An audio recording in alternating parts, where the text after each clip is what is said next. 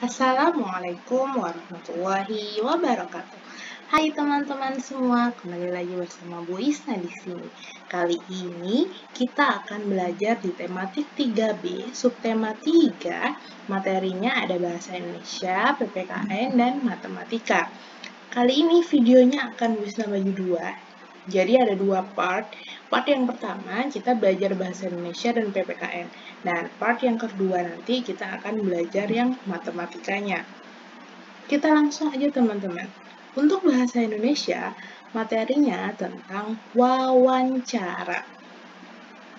Sebelum kita belajar bagaimana untuk mewawancarai seorang narasumber yang baik, kita akan belajar mencari arti kosakata di KBBI. Jadi, kali ini di tematik 3B itu salah satunya adalah bagaimana untuk merawat tumbuhan.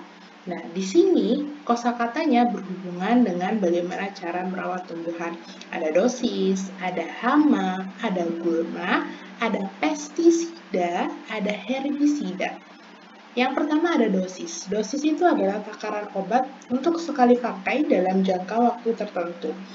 Obat di sini bisa aja untuk obat sebuah penyakit semuanya untuk manusia. Juga ada dosis untuk pupuk semuanya. Dosis itu takarannya. Jadi untuk berapa hektar tanaman itu dosisnya seberapa gitu. Takaran obatnya itu seberapa gitu ya. Selanjutnya ada hama. Nah, hama itu apa sih? Jadi teman-teman, hama itu adalah hewan yang mengganggu produksi pertanian. Kalau hewan namanya hama, nah kalau tanaman yang mengganggu produksi pertanian namanya gulma. Jadi hama itu hewan pengganggu, gulma itu tanaman yang mengganggu. Selanjutnya ada pestisida. Pestisida adalah zat yang beracun untuk membasmi hama. Nah, kalau untuk membasmi hama namanya pestisida, kalau herbisida itu untuk membasmi gulma. Gitu. Oke, next. Kita akan belajar bagaimana untuk menulis pertanyaan saat wawancara dengan kata tanya. Jadi, kan wawancara, namanya juga wawancara, itu kegiatannya kan bertanya dan menjawab untuk mendapatkan informasi tertentu yang kalian butuhkan, kan? Nah, di sini kita akan belajar bagaimana sih cara membuat pertanyaan yang baik. Ada beberapa kata tanya, bisa sediakan ada apa, siapa, bagaimana, kapan, mengapa. Kalau apa biasanya untuk menanyakan sesuatu definisi semuanya, arti atau maksudnya apa, itu biasanya pakai apa. Kalau siapa itu biasanya untuk menanyakan seseorang, bisa nama atau keterkaitan orang tersebut dengan suatu peristiwa gitu, biasanya siapa. Nah, kalau bagaimana itu biasanya untuk menanyakan keadaan, kapan untuk menanyakan waktu, lalu mengapa itu untuk menanyakan alasan. Ada juga nanti berapa, semuanya di mana. Nah, ada banyak beberapa kata tanya yang lain. Yang pertama, contoh pertanyaannya. Apa arti hak dan kewajiban? Nah, ini nanti berkaitan dengan PPKN teman-teman. Apa sih artinya hak dan kewajiban? Nah, itu kata tanyanya menggunakan apa. Boleh apa, boleh apakah. Selanjutnya ada siapa. Siapa yang wajib membersihkan rumah? Nah, ini kan menanyakan seseorang. Selanjutnya, bagaimana? Bagaimana cara merawat tumbuhan agar tumbuh dengan baik? Bagaimana?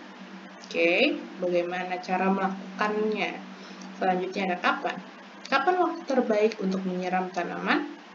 Ini menanyakan waktu. Lalu mengapa?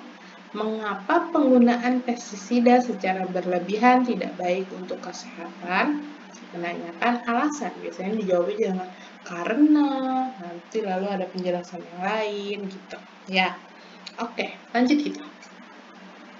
Ini adalah contoh membuat laporan hasil wawancara. Nah, ini ada latar belakang. Latar belakang itu, kakak ngapain sih? Kenapa harus membuat wawancara itu?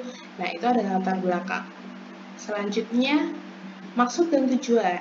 Maksud dan tujuannya apa? Seumpamanya tujuan dari kegiatan ini untuk mengetahui jenis-jenis tumbuhan, bagaimana cara merawat tumbuhan, dan segala macam. Nah, itu namanya maksud dan tujuannya. Terus topik wawancaranya apa? Tumbuhan di sekitarku. Boleh.